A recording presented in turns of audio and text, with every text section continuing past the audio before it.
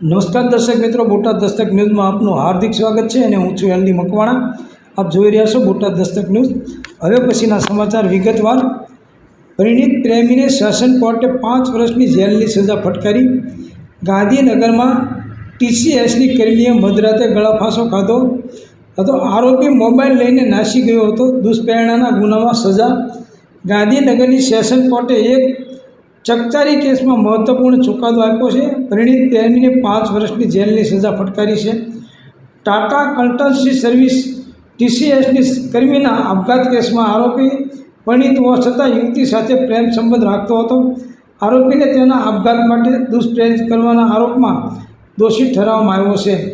Sector 26ની 25 વર્ષીય કોમલ રાવળ જે Tata consultancy સર્વિસીસમાં નોકરી કરતી હતી, સાથે સાથે ઋત્વિક સાથે ઇમ્પોર્ટ એક્સપોર્ટનો વ્યવસાય પણ કરતી હતી. 5 નવેમ્બર 2021ની રાતે કોમલે પોતાના રૂમમાં ગળાફાંસો ખાધો હતો.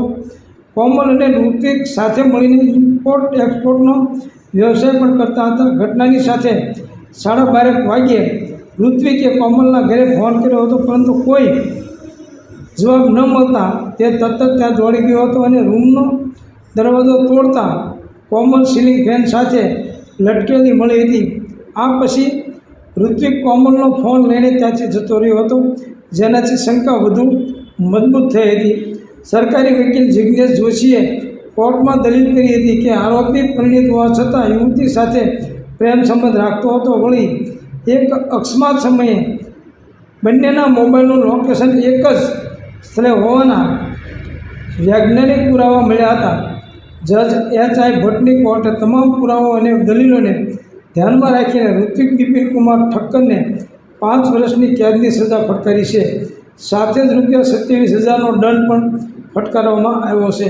સૌજન્ય દિવ્યા ભાસ્કર, બોટાદ દસ્તક ન્યૂઝ, એલડી મકવાણા, બોટાદ.